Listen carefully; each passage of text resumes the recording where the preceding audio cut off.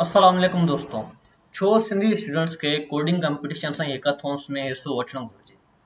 Coding competition ऐं hackathons जो रुझान अंदरूनी सिंध ऐं जेके सिंध जा नंढा शहर आहिनि उन्हनि में तमामु घटि आहे। मेनली ही कंपटीशन ऐं हैकाथॉन्स कराची ऐं थोरा घणा हैदराबाद में थींदा आहिनि।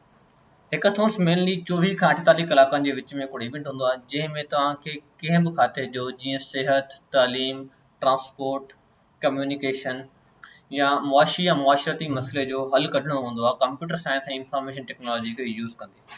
हैकाथॉन्स ऐं कंपटीशन्स जॉइन करण जा जाम फ़ाइदा आहिनि। सभ खां पहिरियां तव्हां पंहिंजे फील्ड ऐं पंहिंजे स्किल सेट जे माण्हुनि सां कम्पीट कंदव त तव्हांखे पंहिंजे स्किल्स जो लेवल ख़बर पवंदो ऐं तव्हांखे ख़बर पवंदो त तव्हां केतिरे पाणी में आहियो।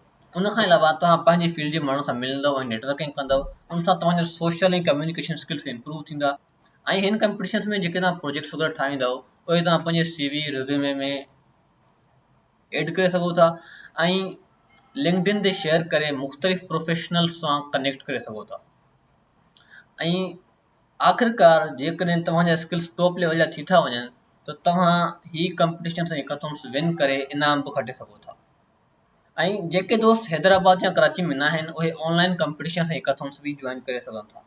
अहिड़ो ई हिकिड़ो हैकाथॉन नासा जे तरफ़ां आयल आहे जंहिं में तव्हांखे 18 चैलेंजिस ॾिना विया आहिनि।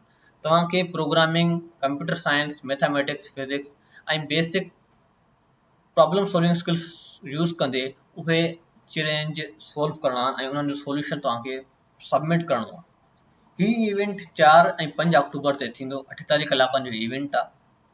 कराची में ही इवेंट NED यूनिवर्सिटी में थींदो ऐं हैदराबाद में ही इवेंट इकरा यूनिवर्सिटी में थींदो।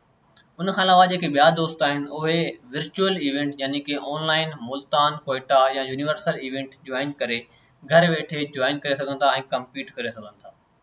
हिन में हर स्किल सेट जा माण्हू कम्पीट करे सघनि था, जंहिं में जेके तव्हां बिल्कुलु बेसिक आहियो, तव्हांखे कुझु नथो अचे, तव्हां पंहिंजो सॉल्यूशन उन चैलेंज जो एसे फॉर्म में या रिटन फॉर्म में लिखी बि सबमिट करे सघो था। सो दोस्तों, ही तव्हां लाइ हिकिड़ो बहितरीनु मौक़ो आहे हैकाथॉन्स जी दुनिया में एंटर थियण जो।